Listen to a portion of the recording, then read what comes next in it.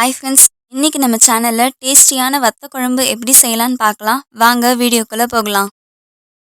First ஒரு பாத்திரத்துல 5 spoon எண்ணெயை ஊற்றிக்கலாம்.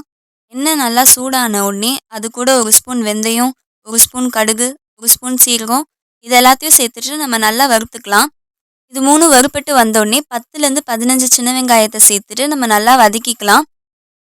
சின்ன வெங்காயம் இல்லைனாலும் பெரிய வெங்காயம் கூட சேர்க்கலாம். ஆனால் சின்ன வெங்காயம் சேர்த்தா வத்த குழம்பு டேஸ்ட் இன்னும் நல்லா வரும். அதனால முடிஞ்ச அளவு சின்ன வெங்காயத்தை சேர்த்துட்டு நம்ம நல்லா வதக்கிக்கலாம். வெங்காயம் நல்லா வதங்கி வந்தோடனே 6 பல் பூண்டை 2ஆக கட் பண்ணி போட்டுட்டு அதையும் நம்ம நல்லா வதக்கிக்கலாம். அது கூடவே 2 காஞ்ச மிளகாவையும் சேர்த்துட்டு நம்ம நல்லா வதக்கலாம். இது கூடவே ஒரு கைப்பிடி அளவு கருவேப்பிலையும் சேர்த்துக்கலாம். இப்போ வெங்காயம் பூண்டு நல்லா வதங்கி வந்தோடனே கட் பண்ணி வச்சுருக்க ஒரு பெரிய சைஸ் தக்காளியும் சேர்த்துட்டு அதையும் நம்ம நல்லா வதக்கிக்கலாம். தக்காளி வதக்கிட்டு இருக்கும்போதே அது கூட தேவையான அளவு கல்லுப்பையும் சேர்த்துட்டு நம்ம நல்லா வதக்கிக்கலாம். பாருங்க, தக்காளி நல்லா வதங்கிடுச்சு. தக்காளி தோல் உறிஞ்சு நல்லா சுருங்கி வந்திருக்கு. இந்த நேரத்தில் நம்ம வத்த குழம்புக்கு தேவையான மசாலாலாம் சேர்க்கலாம். 3 ஸ்பூன் மிளகாத்தூள்,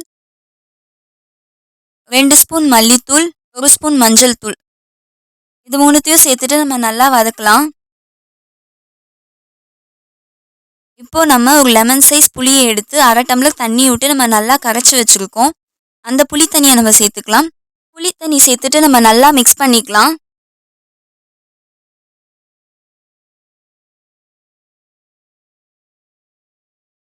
புளி தண்ணி சேர்த்து நம்ம நல்லா மிக்ஸ் பண்ணியாச்சு. இப்போ நம்ம குழம்புக்கு தேவையான அளவு 2லேருந்து 3 டம்ளர் அளவு நம்ம தண்ணி ஊற்றிக்கலாம். தண்ணி ஊற்றிட்டு நல்லா மிக்ஸ் பண்ணிவிட்டு ஒரு லிட் போட்டு மூடி வச்சுட்டு 20 நிமிஷம் கழித்து நம்ம திறந்து பார்க்கலாம்.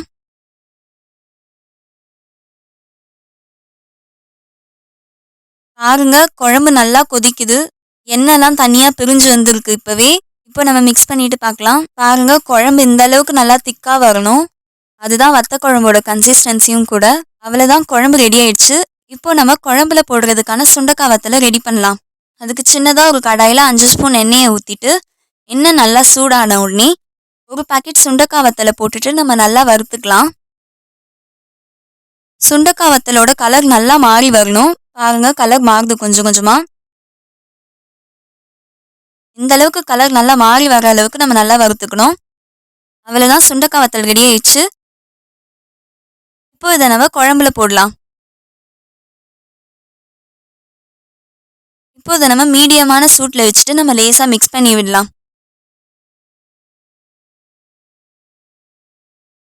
பாருங்க, குழம்பு நல்லா திக்காக இருக்கு.